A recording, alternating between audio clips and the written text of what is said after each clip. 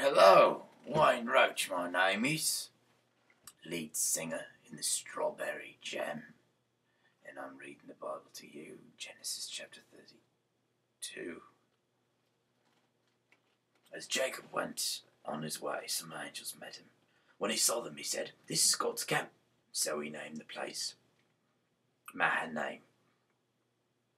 Jacob sent messengers ahead of him to his brother Esau in the country of Edom. He instructed them to say, "I, Jacob, your obedient servant, report to my master Esau that I have been staying with Laban and that I have delayed my return until now. I own cattle, donkeys, sheep, goats, and slaves. I am sending you word, sir, in the hope of gaining your favour." When the messengers came back to Jacob, they said, "We went to your brother Esau, and he is already on his way to meet you. He has 400 men with him." Jacob was frightened and worried. He divided into two groups the people who were with him. It also was sheep, goats, cattle, and camels. He thought, if Esau comes and attacks the first group, the other may be able to escape. Then Jacob prayed, "God of my grandfather Abraham and God of my father Isaac, hear me. You told me, Lord, to go back to my land and to my relatives, and you would make everything go well for me. I am not worth all the kindness and faithfulness that you've shown me, your servant. I crossed the Jordan with nothing but a walking stick, and now I have come back with these two groups. Save me, I pray, from my brother Esau. I'm afraid that he is coming to attack us and destroy us all, even the women and children. Remember that you promised to make everything go well for me, and to give me more descendants than anyone could count, as many as the grains of sand along the seashore."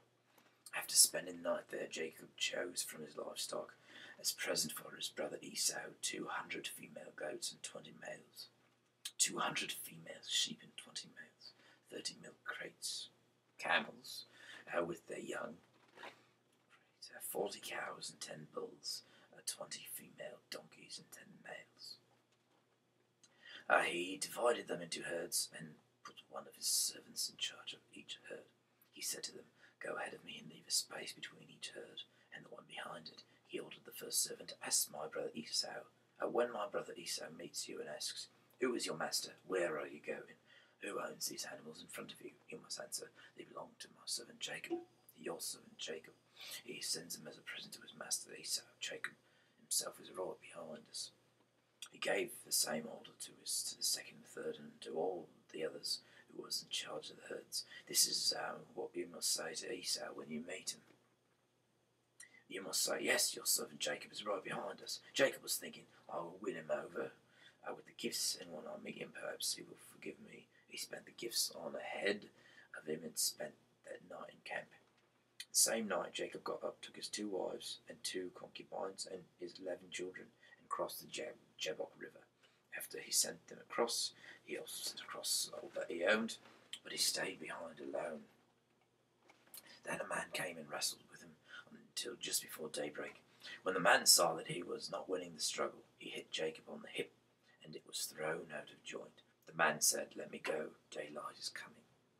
"I won't unless you bless me," Jacob answered. "What is your name?" the man asked. "Jacob," he answered. The man said, "Your name will no longer be Jacob.